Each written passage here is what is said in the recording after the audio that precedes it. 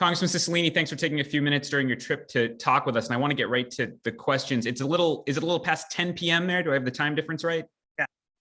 So when did you and the delegation arrive, and how long are you staying when you depart for the States?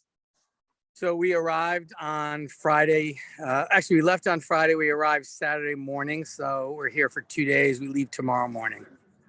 So I want to start actually with where you were this morning. You tweeted pictures out from the border, the Poland-Ukraine border. I saw folks swimming there. Can you just paint a picture for folks back here in Rhode Island of what you saw being there at the border? Yeah, I mean, it's really hard to describe for folks. We were at one of 4 border entry points from Ukraine into Poland. And it's, just seeing thousands and thousands of people crossing over, fleeing from Ukraine, mostly women and very young children, because the men are required to stay behind to fight, but literally dragging suitcases or bags with their belongings, mostly just, one bag or one suitcase. Many crying because they've just said goodbye to their husbands or fathers or, partners. And, they're just coming in droves because they're fleeing bombing and, massive military assaults on where they live. Putin is bombing residences and children's hospitals and neighborhoods, and people are literally running for their lives. It was just impossible to describe the misery and the fear.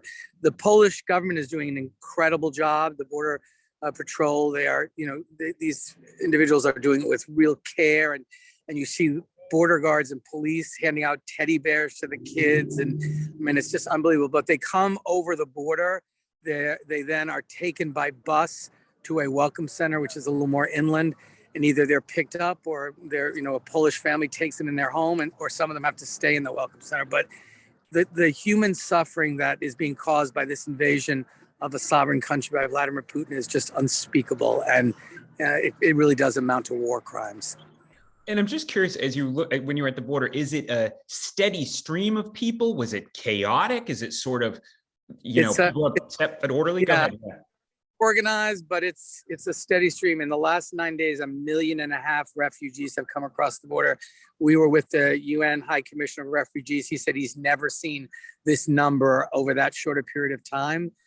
So people are, walking across, running across, and right on the border, there are people cooking, volunteers that have been up 24 hours a day, literally for 9 days, cooking food and giving immediately to people as they come over some nourishment. Many of them have traveled for days without food or water, so they're taking care of them right away until they get to the welcome center.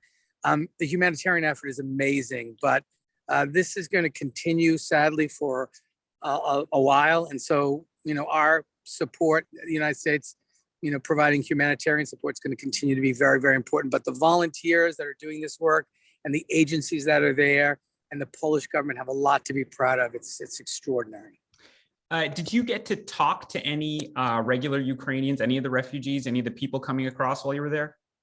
Yes, we had the opportunity to speak to Ukrainians. They all expressed gratitude to the United States for what we're doing. They were worried about what was going to happen to their country. Many of them had family members that were still in Ukraine.